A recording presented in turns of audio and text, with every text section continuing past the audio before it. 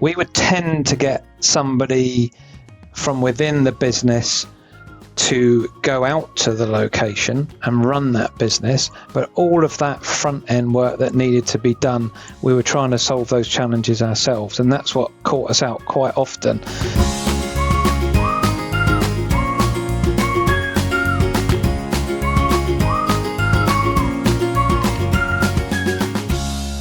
Hello and welcome to Beyond Borders, and I'm your host, Andrew Fahey. Within this podcast, we explore the exciting world of taking your business globally. And we do that in a variety of different ways. We have great conversations with great people, sometimes people that have expanded their business globally and we get to learn from them.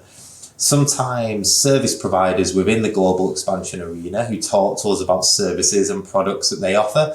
And sometimes just some really cool, exciting people that have stories to share that we might be able to learn from. And today we've got a great guest, and we're going to be delving into the world of international recruitment and the strategic imperatives of global expansion within that sector. And we have the pleasure of being joined with Keith Lewis. And Keith is the former COO of Gattaca and now NED advisor to a variety of recruitment businesses all over the UK. Keith, welcome to Beyond Borders. How are you? I'm good, thank you. Thank you for having me. It's been a while, and lovely to see you again. Yeah, you too. No, always great to speak. So, always like to start off really nice and easy. Just give everybody an overview of your career, Keith. Tell how it all started, your great career with Gattaca, and how you sort of up to being sat here today with us. Okay. So first got into recruitment in the late 80s, actually, which was an interesting time, especially if you're starting on an architectural desk when there's a recession going on. So they clearly weren't going to be building anything, so they weren't going to be designing anything. So I only lasted a few months on that desk, but I managed to get myself a role with the same organization out in America. So I did 4 years in the USA in the late 80s, early 90s, and I was recruiting British engineers for petrochemical companies. So that was my first exposure to international recruitment. I did that, as I say, for 4 years and then returned to the UK in 93, and I joined a company called Matchtech, which is now part of Gattaca PLC. So it's a name listed business. And I was number 4 on the payroll, I think. And when I left 26 years later, there were 750 staff, and we had a turnover of 650 million. Wow. And in the last few years, we'd done 4 acquisitions, actually. So it was a huge growth predominantly within engineering, technology, professional staffing, and also education and training brands. And sort of the end of the Gattaca career, just talk about what you've been doing over the last few years as well. Yeah. So I finished with Gattaca in late 2019. And the last 7 years of my tenure there was actually on the main board. And we had that business had evolved into 70% UK, 30% international as well. So in the last few years there, we had made a significant change. And the contract and perm split was very similar as well, 70% in favour of contract, 30% in all of our perm business.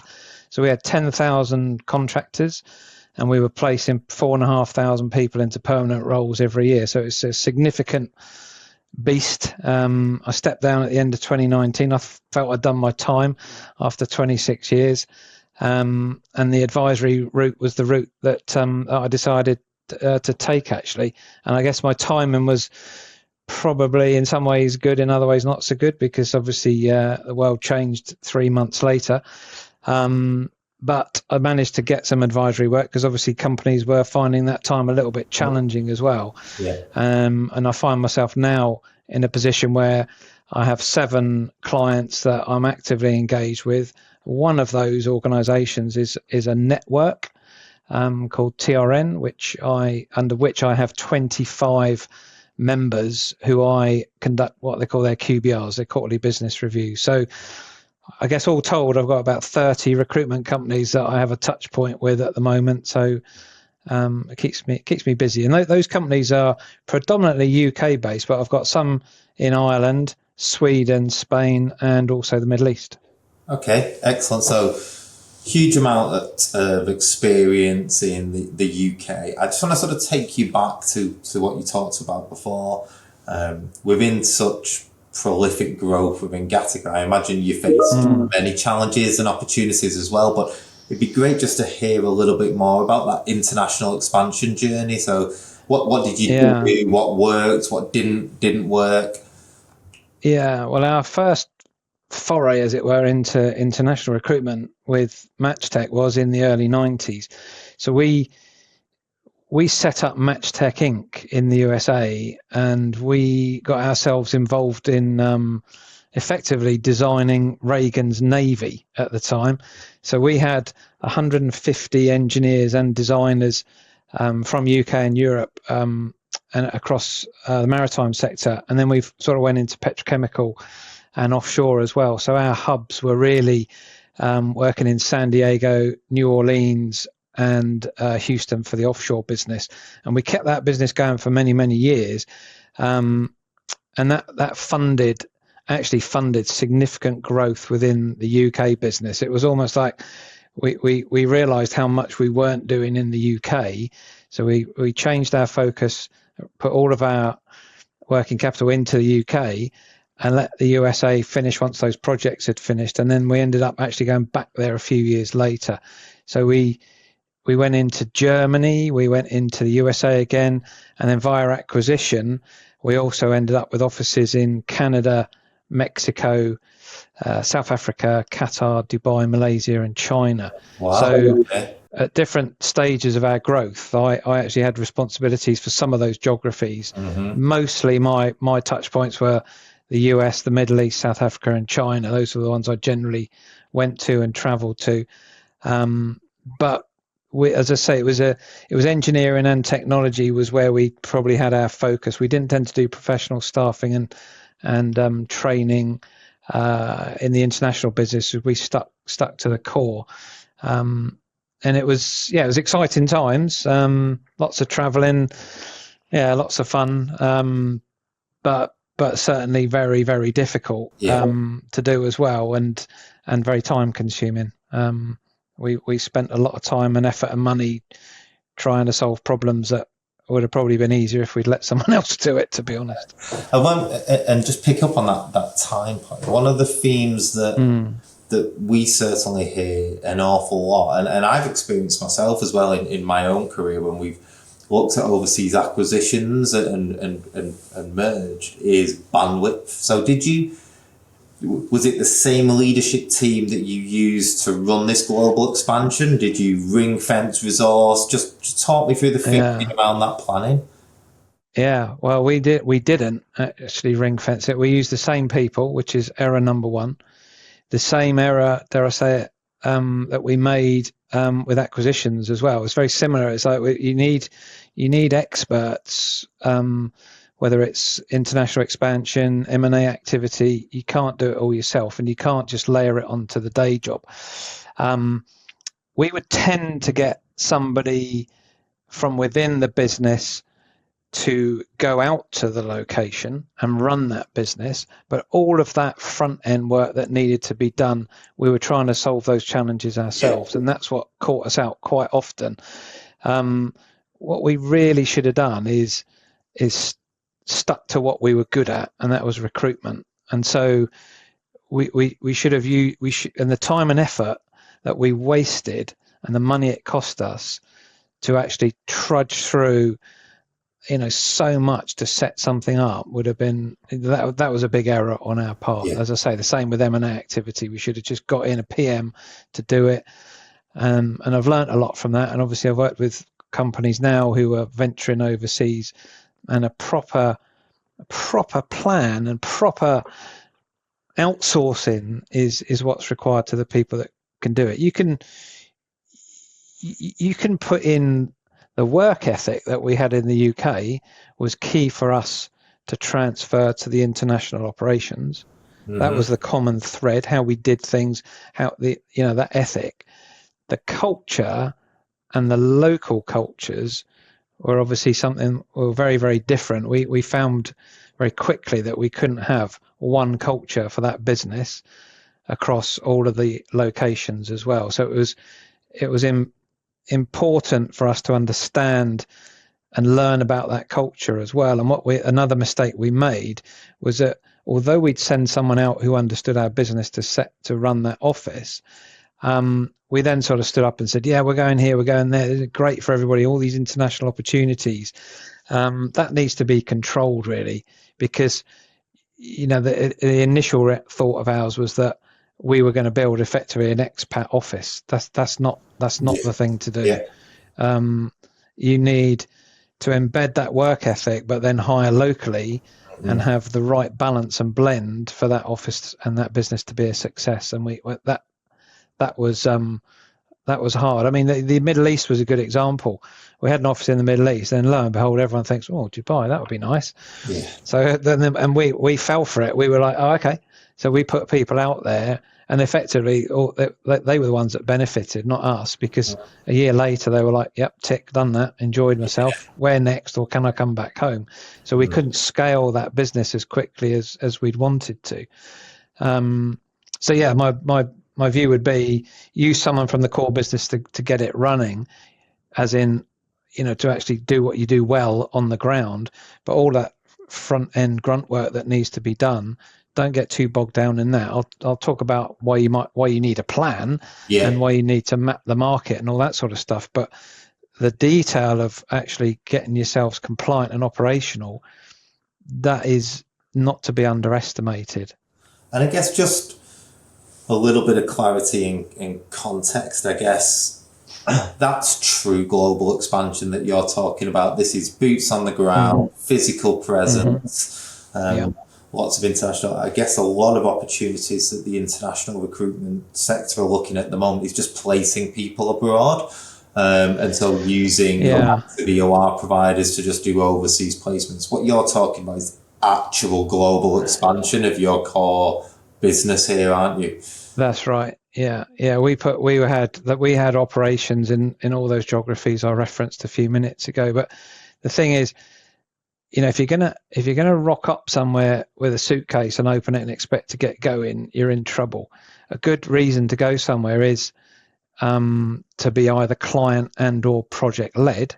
So transacting from afar, from the UK, ideally, and is a good starting point. But quite often got overexcited and we jumped into things without fully understanding the implications of it. And it's just the classic case of things can often look a lot shinier than they are, and it's extremely expensive to get out there and or get it wrong and try and mop up behind you. Yeah. So that time up front is well spent. Doesn't have to be, dare I say it, the finished article. I'm not a believer in everything's got to be absolutely perfect before you go. But having it 85% right and then just getting on with it isn't a bad thing to do.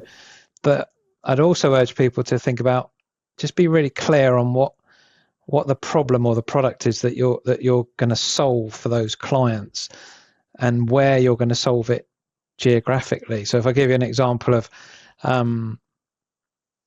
Dallas, for example, we had a setup in Dallas, but we were trying to solve the US from Dallas.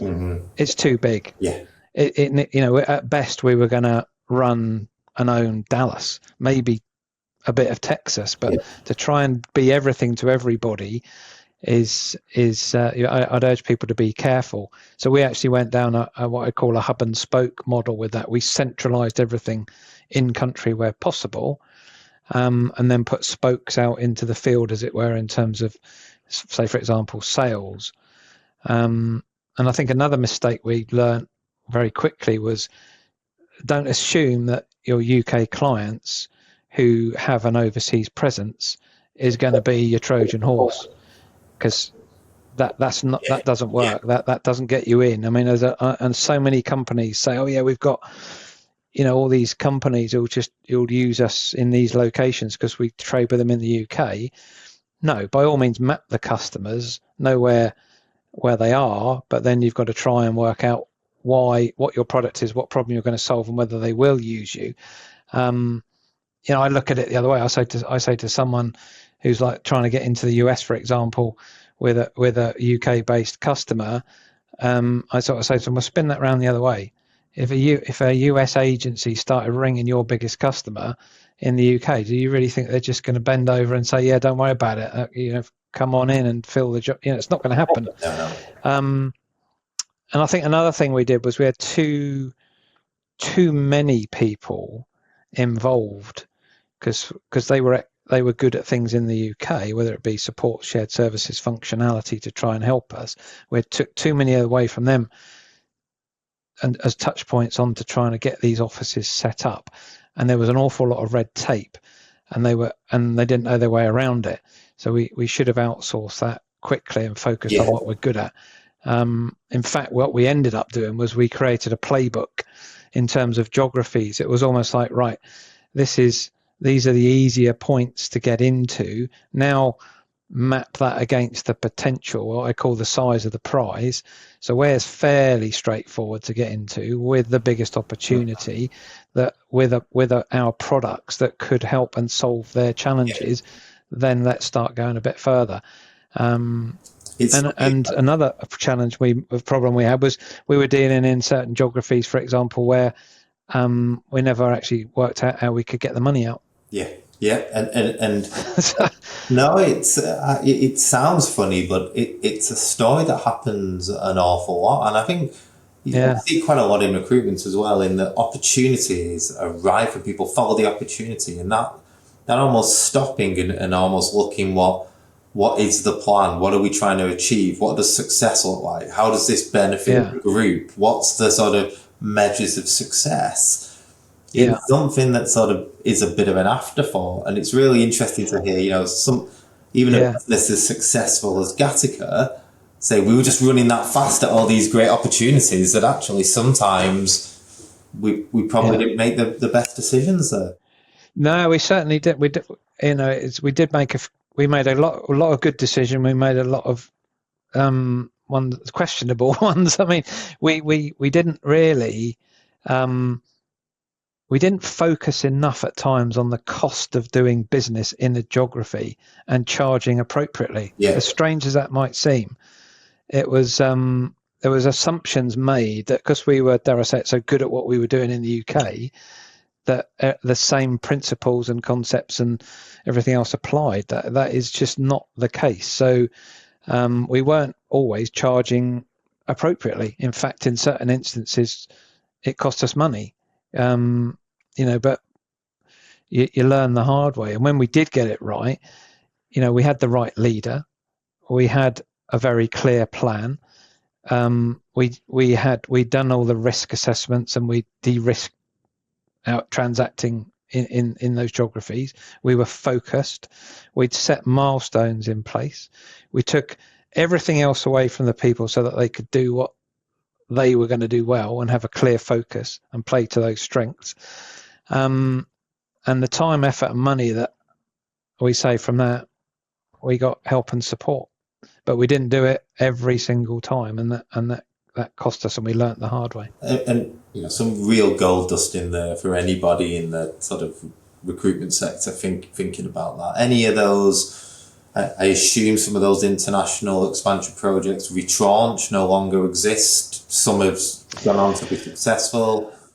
Yeah, there's a mixed bag in there. I mean, some of them ended up being very, very client focused. So we made, it made money, and it was there for a period of time, and it worked. But we didn't necessarily subsequently scale it that well afterwards. But there was also an awful lot of growth going on elsewhere. So it's a bit of the classic, what I call the Boston Matrix concept of you're putting your money down on your emerging and your growth markets, and you're dialing down on others, and it's putting that working capital in the right places. So they don't all exist, but most of them made money and were useful to where we ended up. So, as with all projects in business as well, but I guess it can become more costly and more time consuming, the ones that don't work from a global expansion perspective.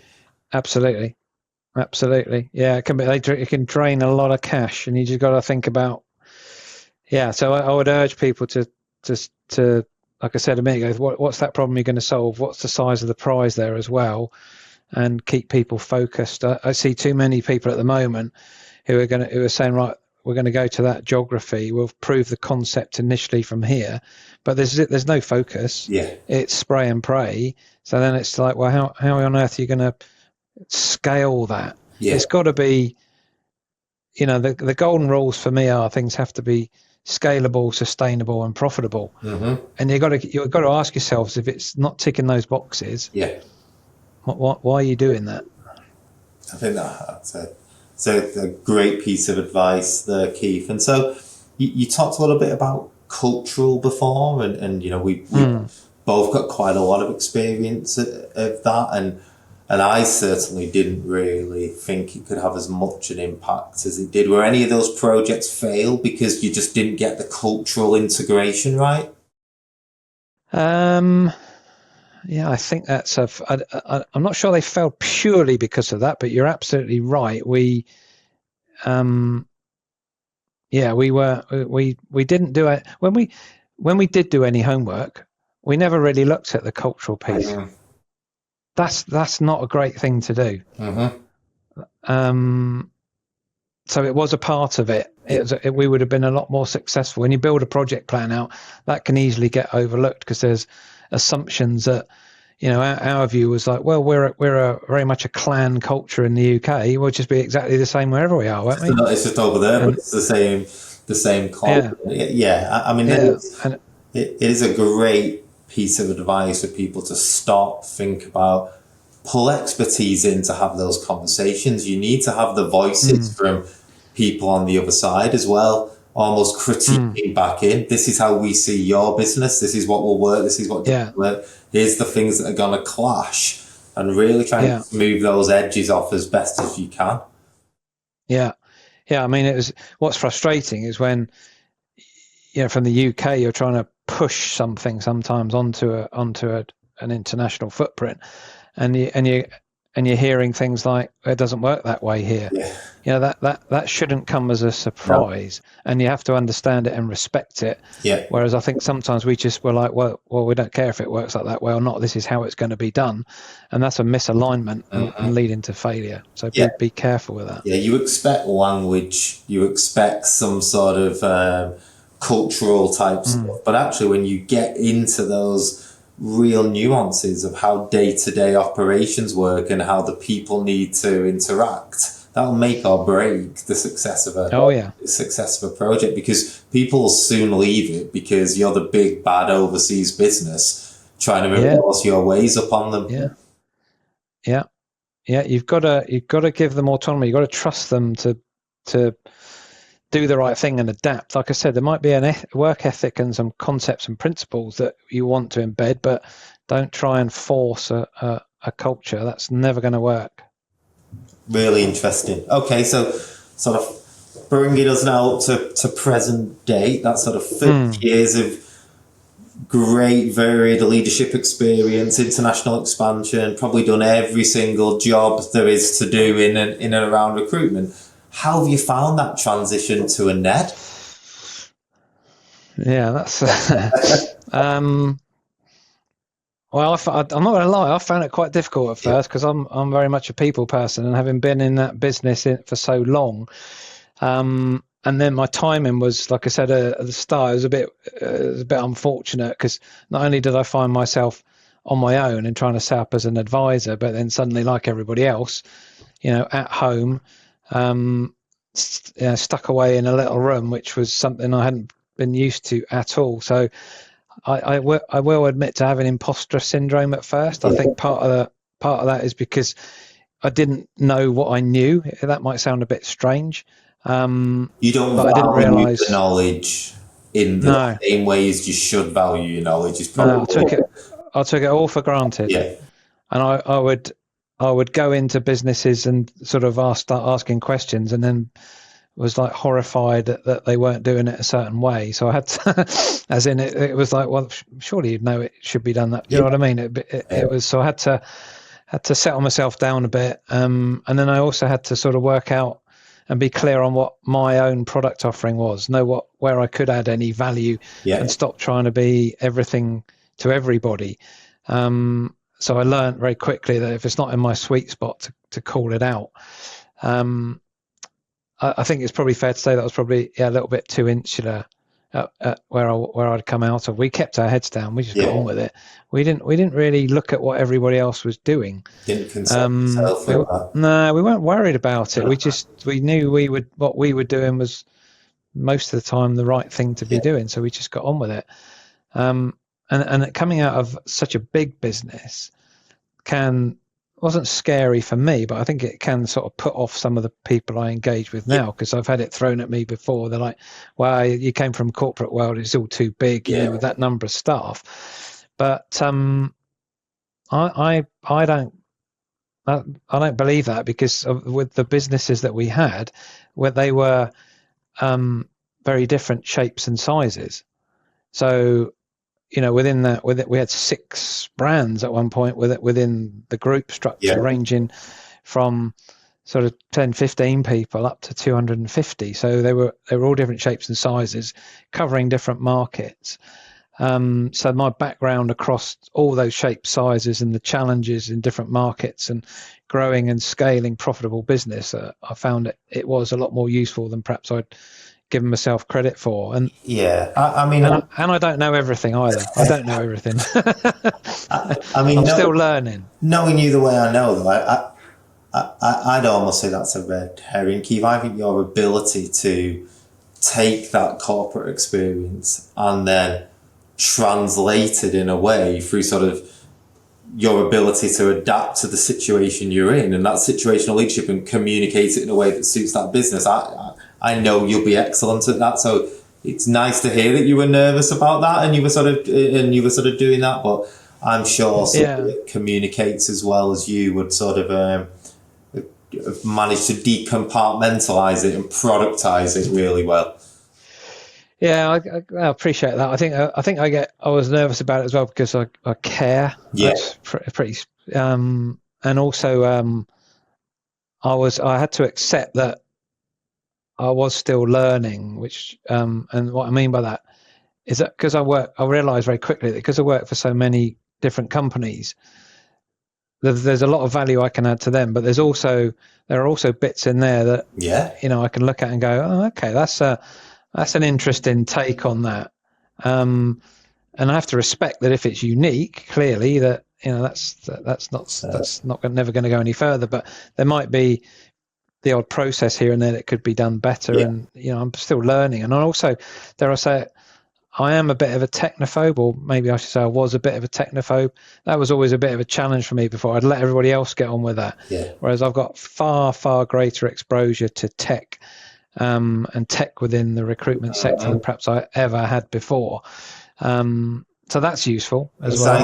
Exciting energy. And I guess now in this sort of position where you've got sight over lots of elements of the recruitment sector, what are the sort of main trends, if you could summarize, that you're seeing? And I know it's quite a cyclical sector, but what are you seeing right now in the recruitment sector? If I have to give an overview, so if I start with the UK sector predominantly at the moment, what I'm seeing in the sector is that this is probably where we were in 2018, 2019, as in this is back to the norm to a degree in terms of what's happening in the market, because we came out of COVID and obviously there's this huge wave, and then things have settled down. So what I'm seeing at the moment is a drop in perm activity is down generally, which normally means that contract is up, which it is, and that's because of uncertainty. When there is a bit of uncertainty in a climate, we always find that happens. And I'm seeing a lot of organisations who are not fit for purpose for the current climate and have dealt with it too late. And what I mean with dealt with it too late is they're taking action now. They're having to perhaps take some cost out, or repurpose the people to make sure that they are fit for what the market needs. Yeah. Now, the challenge comes with when we go along on this wave, and if we're not careful, we get to the cliff edge, and suddenly everything drops off of it. The good ones, the good recruitment companies, are future gazing, and they can see that cliff edge is coming, and they know how to navigate around it. Yeah. Unfortunately, quite a few haven't, and so they're now going through, like I said, cost reduction, realigning themselves to get ready for the next phase. But at the moment, this is all about how to have transformational relationships with customers as opposed to transactional ones, and that generally means getting in front of them and having a clear proposition. Yeah.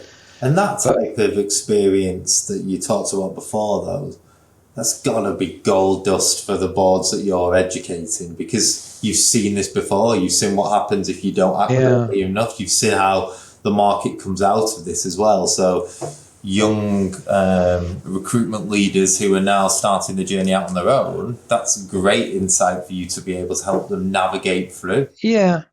I think if a recruiter's DNA is generally to see upside and positivity in everything, and to be the worst at retreat, we're not very good at turning things off at all.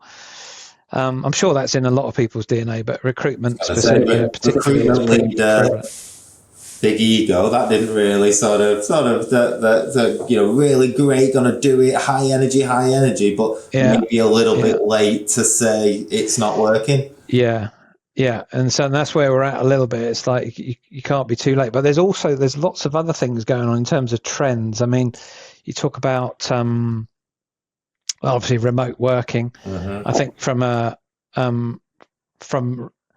actual recruiter's perspective, i.e., recruitment consultants are being asked more and more to come back into the office. Yeah.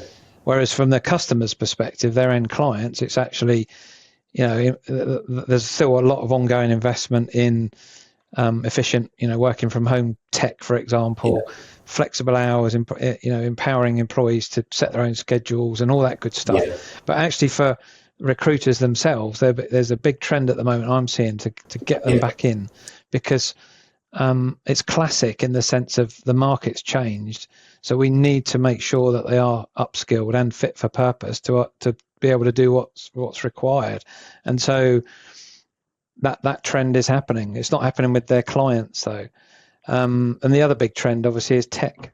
Do you think tech is a big thing? Start on that point. Do you think that, and I know you use the phrase recruiting, I wonder whether that could be broadened to sort of sales in general. It feels like out of all the industry, all the operational areas, client sales are the ones who are yet to find the technology-enabled way of getting the energy, getting the cross-skilling, getting the real drive.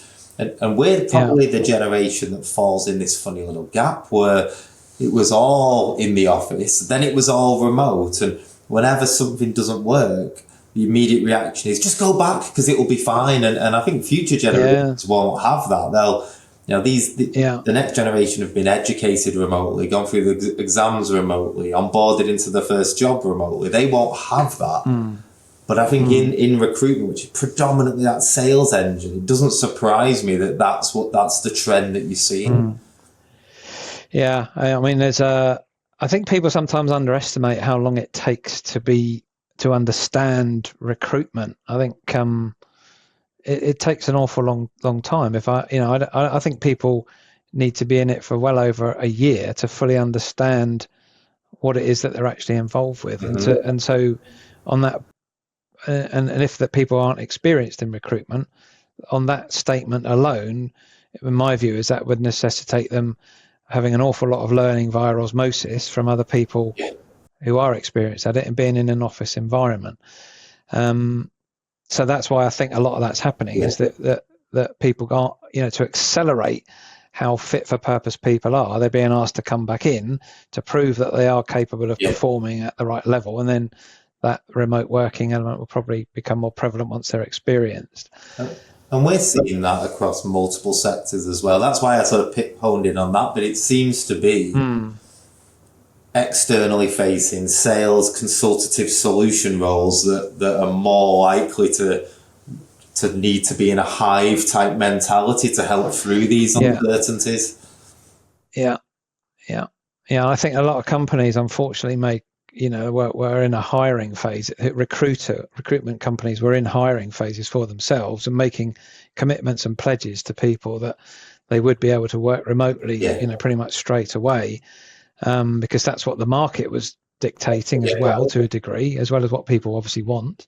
But that's being unpicked. Yeah, and and that said, even though the tech has gone mad, as in recruitment, you'd think with all of the tech that it would be less of a necessity to do that. But the tech is, in my view, the tech is an enabler, not a replacement. I think this is where some companies fall foul. The tech is being used to replace some of that human engagement. It's an enabler to speed up processes and potentially replace repetitive processes, but not to the detriment of the human engagement, which is absolutely crucial in recruitment. So repetitive tasks, driving efficiencies, great. There's loads of that out there, but then you go into chatbots, AI interviews.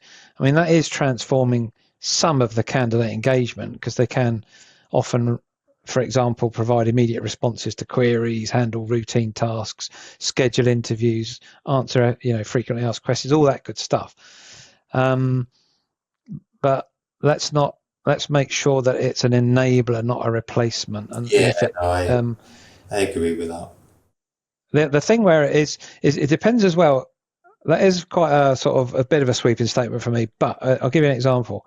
If I was recruiting 50 pickers and packers for a cabbage field in Norfolk, I would use tech pretty much all the way, because I could line up 60 people to turn up on Monday morning, of which I know that probably 50 will turn up because 10 will drop out, because that's the way it all works. Yeah. But that is not what in terms of engineering, technology, professional staffing, recruitment, that is never going to happen that way. But it can be used in certain parts of the process to, as I said, to be an enabler. Yeah, no, completely agree. And I think we had a guest on the other week talking about AI, and I think that's where there is no value to be added by the human, makes perfect sense. Yeah. Where actually there's a lot of value to be added by the human.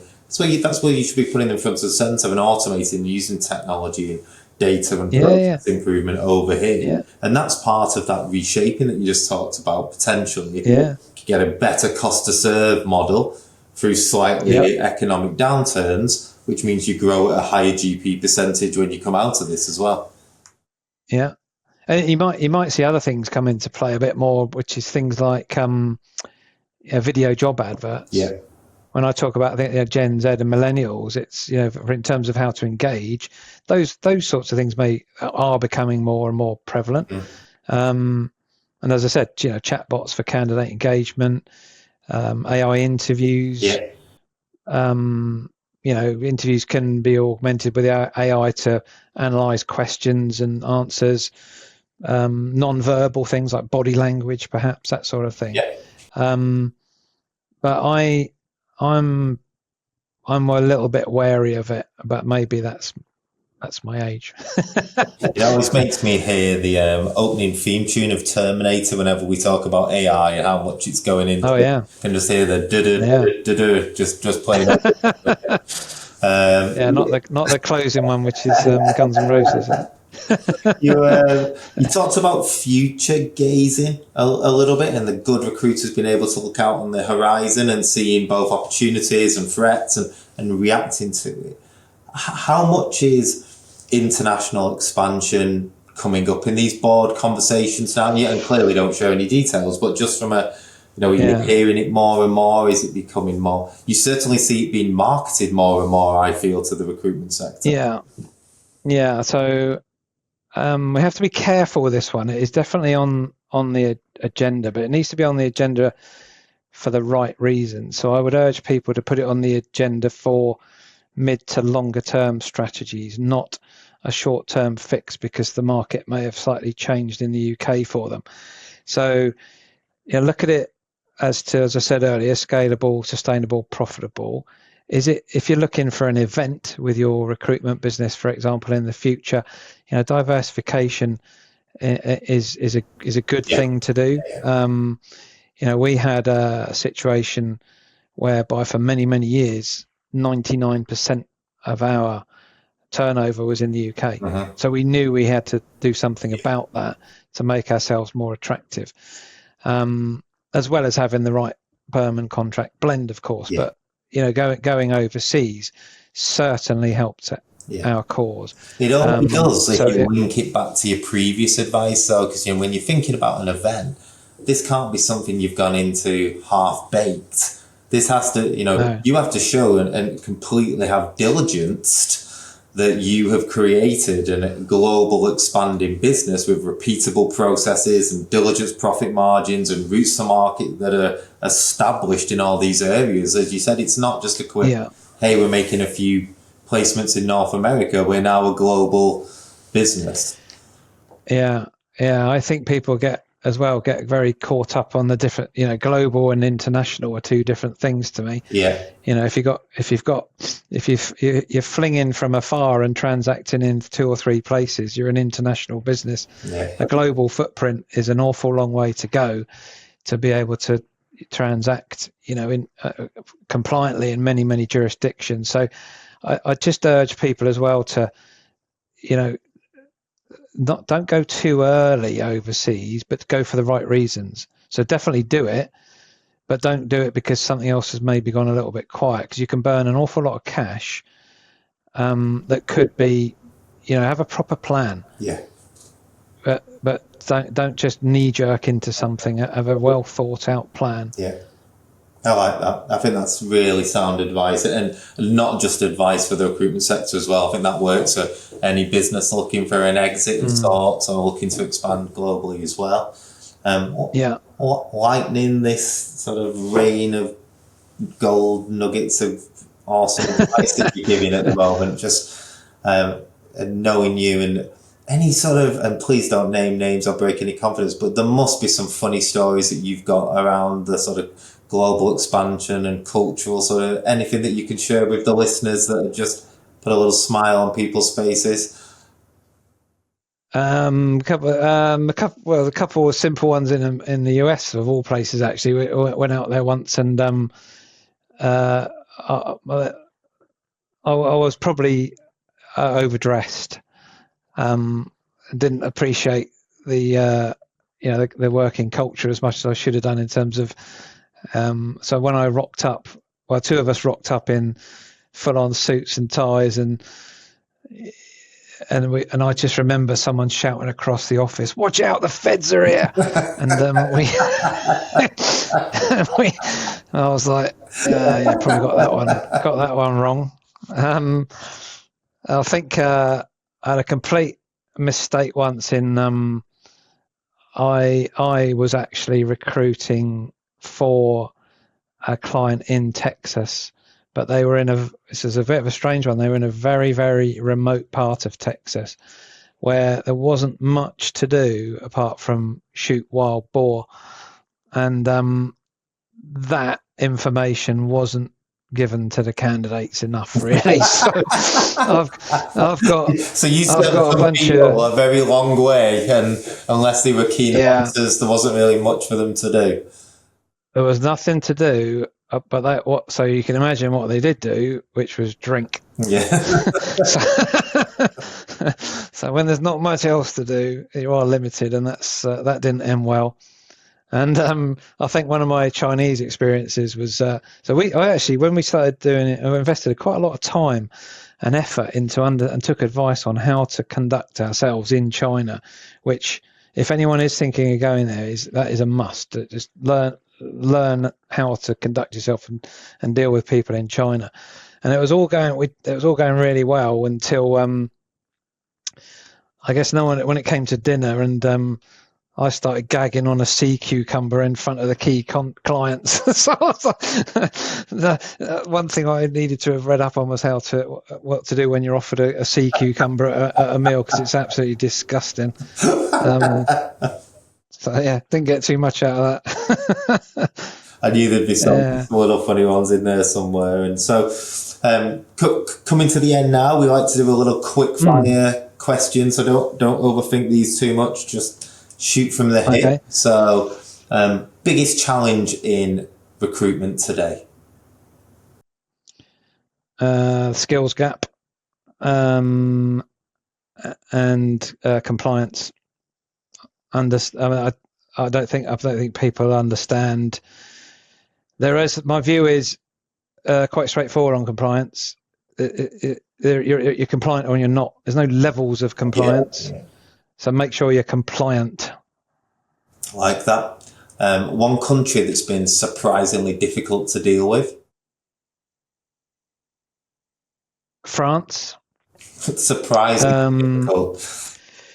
Yeah, it was actually. We had an awful lot of interest from our customers to transact into France, and so we spent £40,000 of our trying to do it ourselves. I remember this one quite vividly. It took us too long to come up with an answer. By the time we came up with the answer, the momentum had gone from the customers, and we lost all the money. And we never made a single placement. Oh, okay. Yeah. So, lesson learned. If we'd have gone to someone who could have helped us with that, we'd have solved it and we'd have made money. Yeah. The other one was China. Okay. Very, very difficult to conduct business in, and also think about the money and any profit you make, and how you subsequently release that in due course. Okay, that's good. We've talked a lot about how things have changed and sort of come back, but what's the best thing to change in recruitment in the last 20 years? The most change you've seen? Probably the tech, I would say. The tech as an enabler. If you get the right tech and it's an enabler, process efficiencies and speed, because everything quite often is about the speed. But like I say, an enabler, not a replacer. Like that. And Ned or business leader? Wow. Okay. So I loved every minute of being a business leader. It's going to sound maybe a little bit sick, but I enjoyed the pressure, the buzz, the highs, the lows. But as of today, a Ned and an advisory work, because I don't have a boss. Yeah. I don't have a boss. Just check the door's not open there. I don't have shareholders to answer to, dare I say. Yeah. And I enjoy the flexibility that it gives me. And I like the variety. I really, really enjoy the variety of the businesses, and I'm dealing with businesses that I can predominantly get my arms around as well and make an impact on. So I do enjoy that bit. Yeah. That's good. Yeah, as of today, that's my answer. Well, you work very well. Last one, top tip for any recruitment business today thinking about global expansion. What would you say to them? Do your homework first. What I mean by that is map the market. What's the size of the prize that is there and that you're going to go after, and understand the challenges in that geography. They're not always the same challenges as they are in the UK. In fact, they're probably very unlikely, but they're not always the same challenges geography to geography.